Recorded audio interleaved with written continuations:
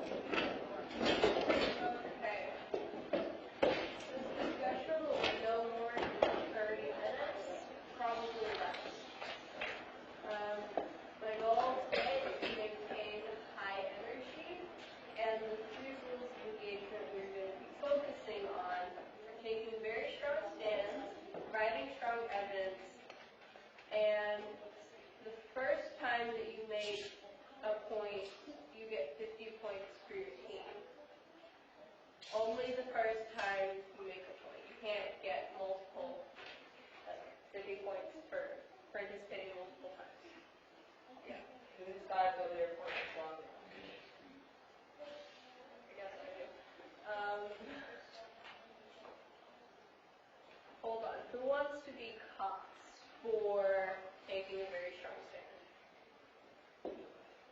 Declare with the first raise our hand.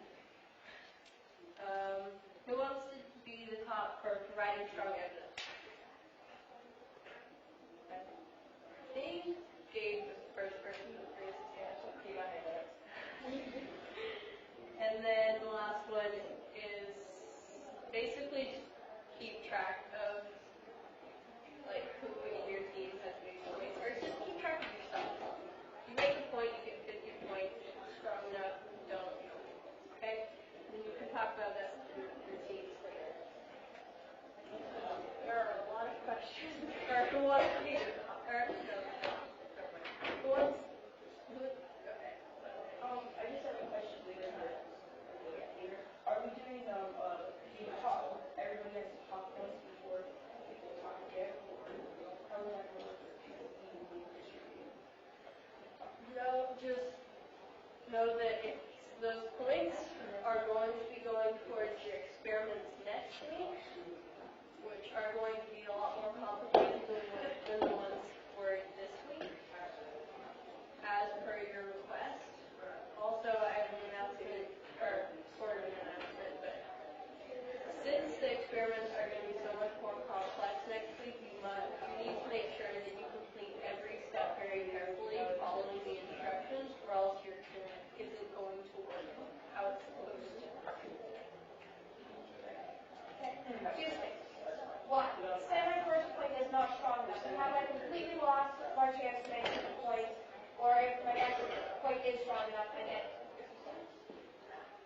You can only get 50 points once. And then,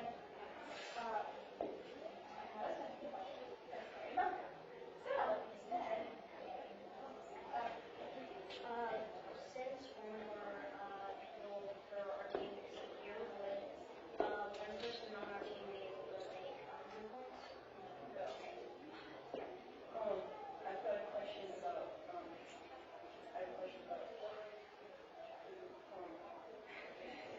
no, this was a really okay, whatever. So we discussed this question, please, just, we've already wasted almost 5 minutes of Hannah's time. Okay, I'm sorry, I just remembered this, but, so when will we be learning if our points are strong enough? Like right after, or do you like throw thumbs up or thumbs down? Sure. Oh. Last question. Okay, can you tell them to get silent, because technically you're not supposed to be talking to each other. Alright, they want to collaborate together, but Yeah, for the calculators, if, let's say, somebody that the point's not good, can you go back again if they did it? Yeah, they already answered that question, and Lodi, that was violating the rules of engagement that we called on you. So when we get out of the discussion, you're going to have to take a look. Okay, so you've already watched the 2 videos that I was going to show you, which were about GMOs. One was pro-GMOs, and one was against GMOs. So you recently gained power to completely wipe out the use of GMO. Now the question is, will you damage countless companies and get rid of GMO food for at least the next 50 years, or will you keep it?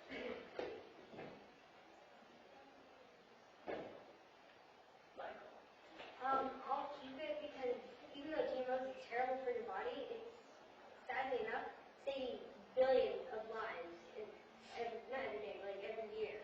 So I don't want to kill someone for Americans to have healthier food.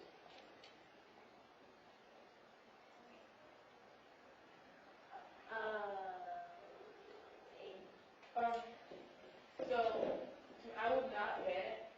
I would probably ban it from America or from places that have natural food or enough natural food to feed their people. Because if you have enough food, then you don't need genetically modified food. But people in places where there isn't enough room to grow that much food, I think that it's a good idea for them. As a responding question, almost all commercial food is genetically modified in America. We don't have organic food to feed everybody in America currently. Does that change your point? No, not really, because we can get food from other places of Europe. They say GMO, but they have no food.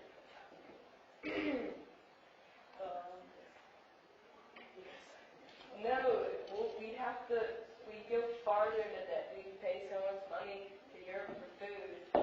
Like China, they basically buy our debt, and then we dig ourselves in a bigger hole in America to get food. I definitely keep GMO foods, even though they're bad for you. You can still mix in organic foods with GMOs, and the more food, the happier your people are, the happier your government is, and the happier your country is. Claire. I would make it so that it has to be at least, or just a question with you, Hannah. What's the current percentage of organic food in the U.S., would you say? I'm not sure, but I think that it's a lot lower than genetically modified food. Well, I would make it so that there needs to be at least 50% organic, at least 40% organic food, just so that we can get rid of the unhealthiness of GMOs while still not having to depend on, say, Europe for food. Can you please make it so because I thought that you were kind of in the middle there saying, I kind of get rid of it, I get rid of 50% of it, but then I still keep it. So can you please say something? Well, I keep it, but make sure that it's not the organic foods. That's not keeping it. I'm not getting rid of it. I'm just making sure that it's more organic, but.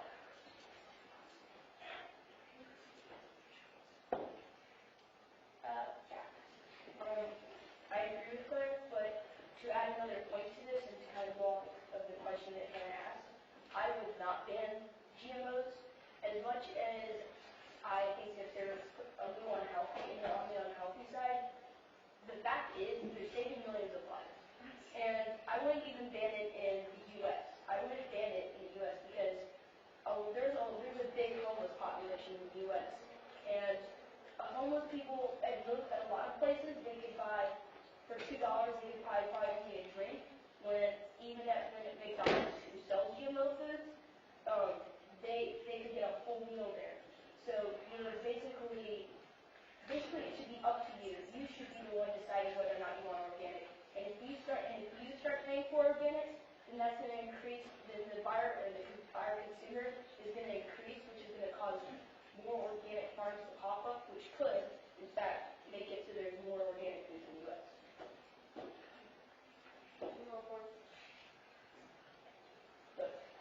I completely agree with Jack.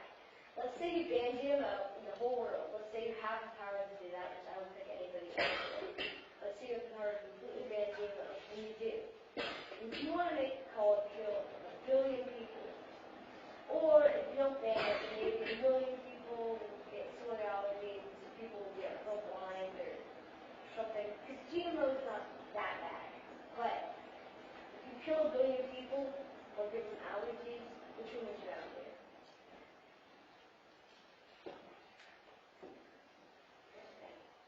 I agree with Bodie and Captain Mike and everyone else who said they would not ban GMO. To Bodie's point, I think the effects of genetically modified food are pretty exaggerated. Like Bodie said, would you rather kill 1 million or 1 billion people, or would you rather give some people allergies? And I believe if you totally, even just in the U.S., if you took away GMO food, then we would be making so much less food, we wouldn't be able to feed everyone, like you said, if you have enough food.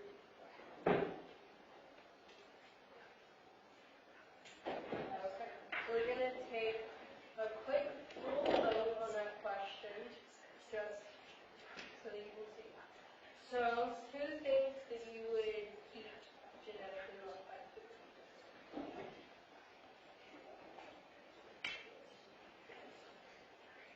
Okay. And then who says they wouldn't?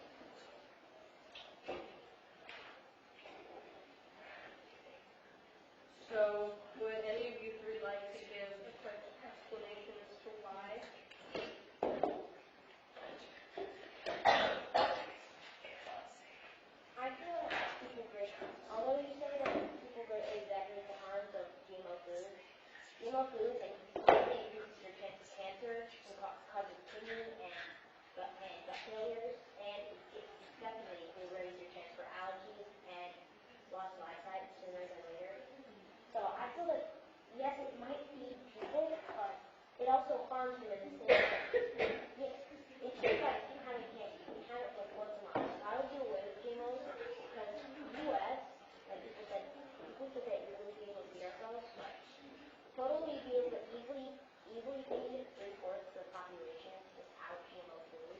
So I think we don't need to have the need to harm all of the people in the U.S. to save a few people outside of it.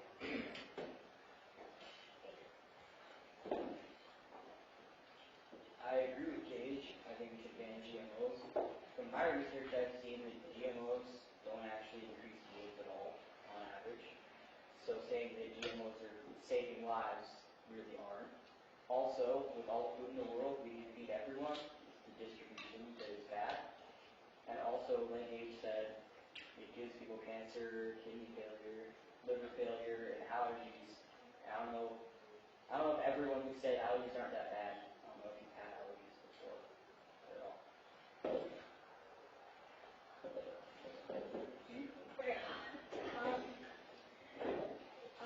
Going back to Gage's point, 1 billion people is not a few people.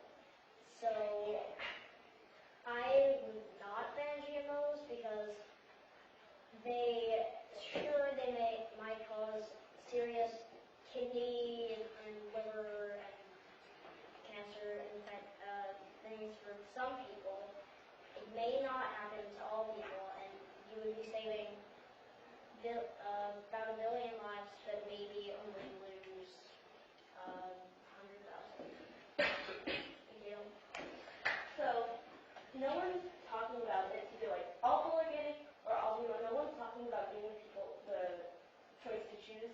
So my family primarily shops at Whole Foods, and they have like different sections. So there's like organic oranges and non-organic oranges, and then the non-organic would be GMOs. And then there's like organic cucumbers and non-organic cucumbers, and then there's like organic corn chips and non-organic corn chips.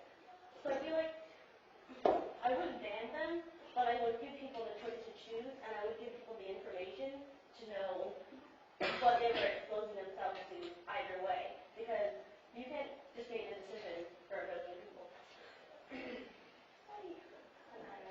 I completely agree with Nikita. I think that giving people the choice to have GMOs or not is totally up to them. I don't want to be responsible for 1 billion lives or not.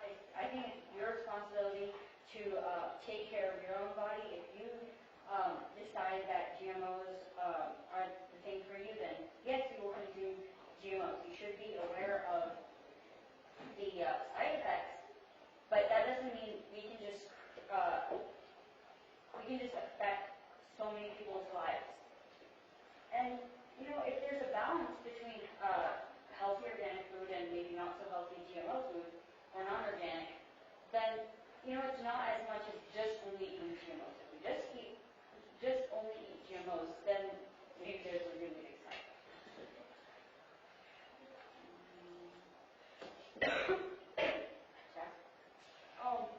I'd like to add an example to help people visualize this. I know some of you might be, well, both of these things harm people, but it's like cigarettes. People have the choice for cigarettes. Yes, cigarettes are bad for you, but people have that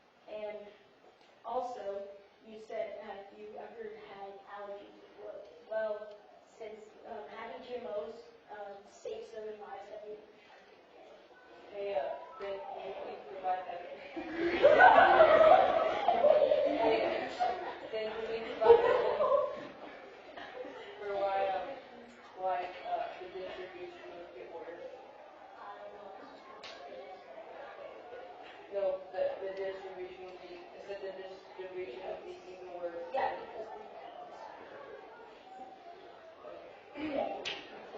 Okay. First off, I'd like to say sure would have been. You can't say a billion lives, because that hasn't happened, nor would it likely happen. Because, like Aiden said, and I was thinking like the doctor, nobody else, there's no, it doesn't really increase yields much at all. So, and going back to Jack's point, how you said like cigarettes, also like cigarettes, it brings nothing useful to the table, because cigarettes just harm you, they don't help you at all. I don't feel it really saves life, it hurts you, but you don't get more things, you get the exact opposite. Has anybody changed their mind since we've last been here? Okay, do you want to make a point as to who changed your mind and why? Aiden and Gage changed my mind for against GMOs.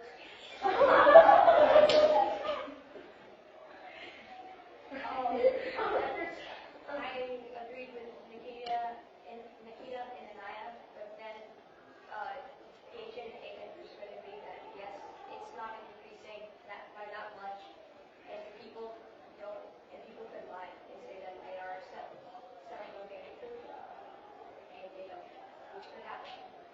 Even though it's I disagree. I really agree with his husband on the GMO side, particularly Nikita and Anaya, because I wouldn't want to be responsible and have a billion people's lives in my hands, and therefore I would put out people's information and not let it up with it.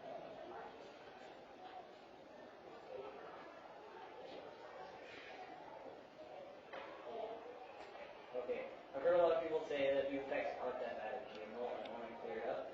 The testing, when that guy said, well, they are tested. Yeah, they're tested the same way. I don't know if you've heard of DDT before. It's an insecticide that they said was completely fine. Turned out to be poisonous. They also tested Agent Orange, which they use in rainforests with soldiers to cure laser gas. Turned out to give lung, throat, and mouth cancer. So even the bad side effects that people have discovered, they're being like oppressed, sort of. People are like the big companies are saying like, oh, it's totally fine, but then like private researchers are finding bad stuff out about it, and the testing's not that good. It's like the FDA and stuff. Hey, I have a question. If so, a billion people, we're feeding a billion people by having GMOs. If the charts are correct, a billion people live in America. Or is it a billion? 7 billion. A billion lives in 4 billion. It's not the United States in the world. It's like 300 million. Okay, look, India and China are around. Never mind. I'm going to get off that point. But Aiden, would you rather have a chance of having tongue cancer, or you can just get rid of it? There's a chance you can get rid of it, or would you rather die because you don't have enough food in your stomach?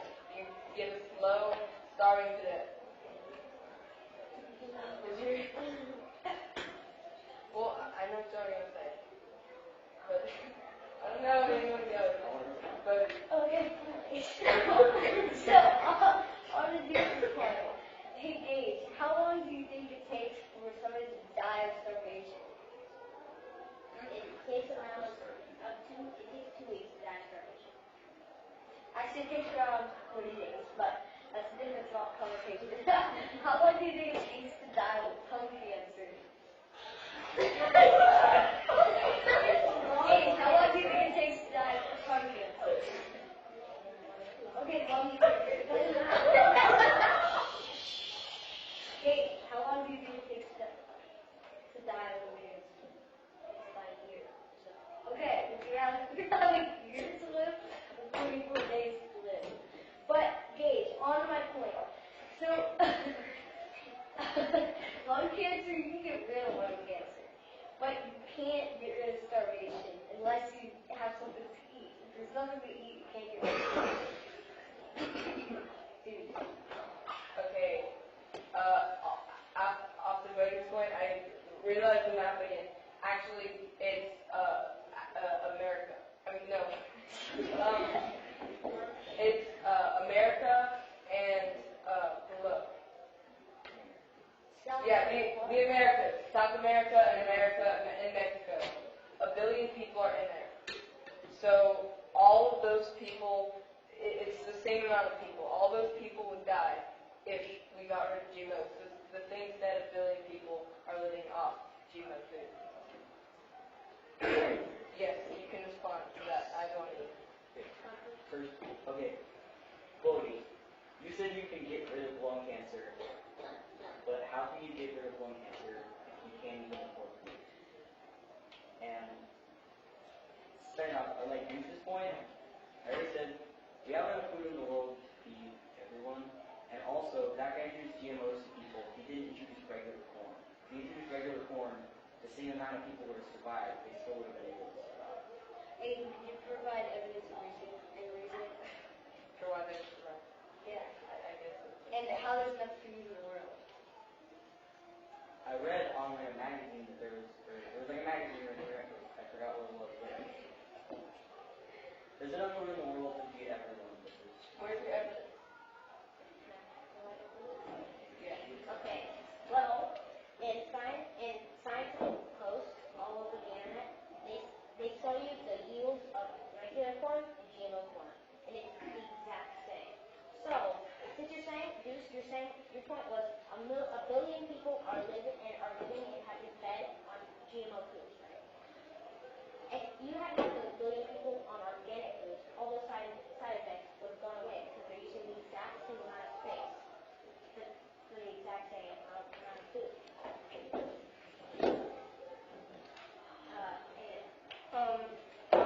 Deuce's at Aiden's point. Where have you gotten your evidence? For what? For just all this stuff. You're laughing at this one. This ain't gonna shut up your mouth. Where have you gotten this? From a YouTube video? No, from multiple sites. Yeah, internet sites. So, cheap internet sites. And you got it from a magazine. Imagine that it costs more money to produce than an internet site. Okay. Sorry. I'm sorry. So, provide evidence. Oh my gosh. Okay, number one, I think that most of the examples that they're going around aren't that good, like the tongue cancers and all these different things. Hey, my grandfather had tongue cancer, it was not pretty. Okay? And so, I know, I disagree with Deuce, and I disagree with you guys. Deuce is wrong about Deuce is semi-right. And to Gage's point about shoulda, woulda, coulda, that's wrong. So the guy that I was going to do for my Nobel Peace Prize was Henry Beechel, and he developed the hybrid rice, and he actually saved 1 billion lives. And for Aiden, for your concerning, I found it on nobelpeace.org, so I think that's the best site that you can get if he saved multiple millions of lives. So, I'd love to hear anything from it. Last point. And I would like to respond to other points. First of all, if you would introduce organic corn to those harsh conditions, the reason that they are genetically modifying them, or one of the major reasons, is so that they can grow in those conditions. So the other corn that we grow here cannot grow in those different conditions. So your point isn't exactly valid. And I think that what I'm really concerned is that you guys are arguing for putting 1 billion people's lives in your hands. Why don't you just let them make their own decision? You can make your own decision to eat all organic food, but I don't care. I don't get why you care about. I mean, I understand your concern, but I think that people should be able to make their own decision. Okay, that was the last point on this question. We're going to take one last vote on that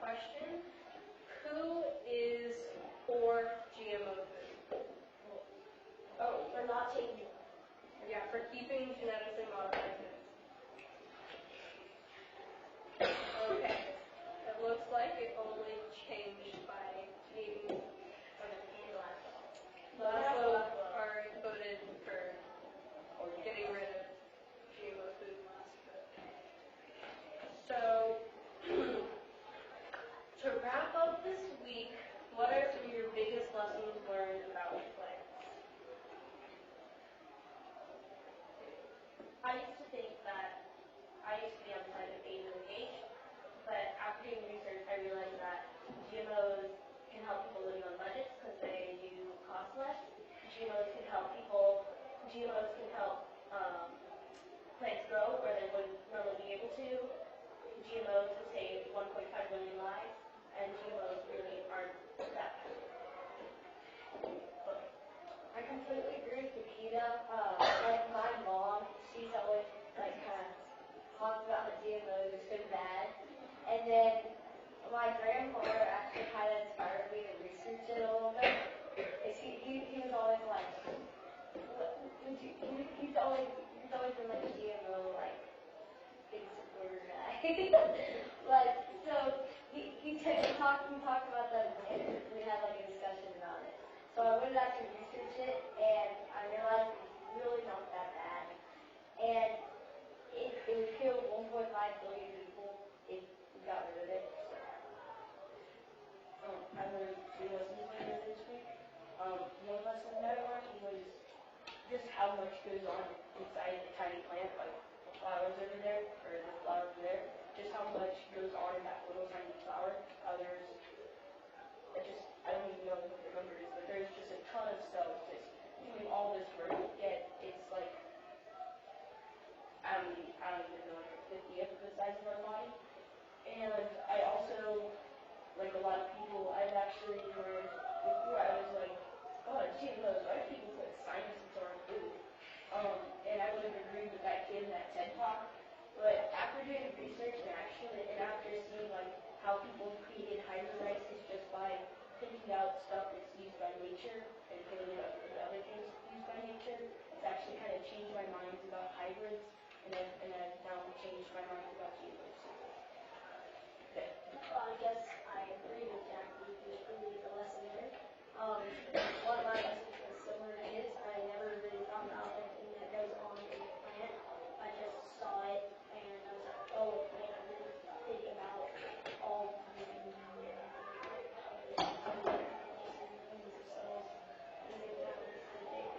and like Jack, I never actually even thought about like and if I did think about it, it was still disgusting weird. Then science and food the same thing. It was something to do after watching the TikTok videos and discussing videos. I think that's made me to see that GMOs actually help.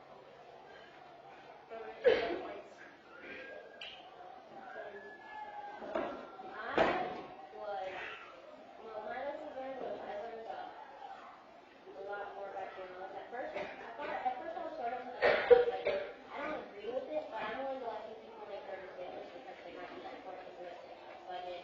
But then I realized that's not really that true. You can feed the same amount of people. Like I started getting more and more disgusted and repulsed with GMO foods. Like when they put actual fish DNA into GMO tomatoes. And I was just like, this,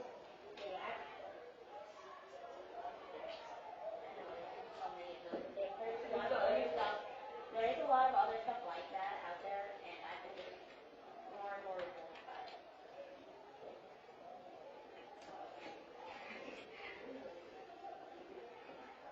Yeah. So I learned actually more about how to breed plants, like to do certain things that you watch about actually that I needed to do it without like DNA and without putting it in. I learned about like the 3-to-1 ratio and how to actually breed a certain plant you want. Which I thought was really cool. Okay. That was the last point. I just need to